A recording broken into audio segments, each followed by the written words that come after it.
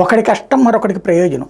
America, Europe దేశాల్లో అక్కడ ఉన్నటువంటి జీతాలు 10 లక్షలు 25 లక్షలు అట్లాంటిది ఇవ్వాల్సిన పరిస్థితులు ఉండేటప్పటికి అంతంత పెడితే లాభాలు పెద్దగా రావని భావించినటువంటి కంపెనీల యొక్క ఆలోచన, కార్పొరేట్ కంపెనీల యొక్క ఆలోచనే మన ఆసియా ఖండంలో ఉన్నటువంటి దేశాలకి బెనిఫిట్ అయింది. మన వాళ్ళైతే కనుక 1,50,000 2 లక్షలకు పనిచేస్తారు కాబట్టి అక్కడికి తీసుకుని ఇస్తూ ఉండేవాళ్ళు.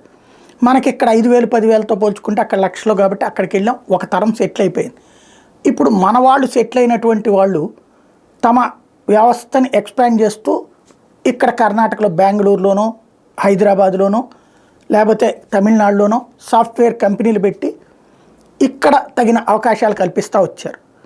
మన ఈ పెదవాడలో, గుంటూరులో, వైజాగ్లోనో ఇట్లాంటి చోట్ల చదువుకున్న బీటెక్ వాళ్ళందరూ ఆయా నగరాలకు పోయి అక్కడ ఉద్యోగాలు చేస్తున్నారు. ఇక్కడైతే 10,000 20,000 వస్తాయి కాబట్టి అక్కడ ₹1,00,000 ఉద్యోగం వస్తుంది కాబట్టి అక్కడ 25 లక్షల నుంచి 10 లక్షలు, 10 లక్షల నుంచి ₹1,00,000, 1,50,000 2 లక్షలు అంటే వామ్మో అనుకునే శాలరీ ఆ రేంజ్లో. ఇప్పుడు నగరాలలో ఉన్నటువంటి ఏదైతే కష్టాలు పెరిగిపోయినాయి, బెంగళూరు, చెన్నై, హైదరాబాద్ లాంటి చోట్ల మంచినీటి సమస్యలు కావచ్చు, ఆ క్రౌడు, దాన్ని ఏమంటారు, అక్కడ ఉన్నటువంటి కొత్త అలవాట్లు, వీటన్నిటి వలన ఆర్థికపరమైనటువంటి వెసులుబాటు ఉండట్లా. 2 లక్షలు ఇచ్చినా ఈజీగా అయిపోతున్నాయి. దాంతో అక్కడ కంటే వేరే నగరాలకి చూస్ చేసుకుంటున్నారు, తక్కువ ఖర్చు అయ్యేటువంటి నగరాలు.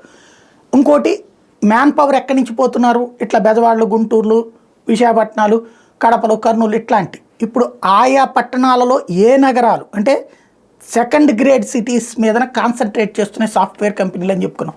ఇప్పుడు లేటెస్ట్గా అట్లాగా ఇండియాలో చూసుకుంటే Visakhapatnam, Tirupati, Vijayawada emerging technology hubs of India అన్నటువంటిది NASSCOM, Deloitte emerging technology hubs of India రిపోర్ట్లో తేల్చి చెప్పినాయి.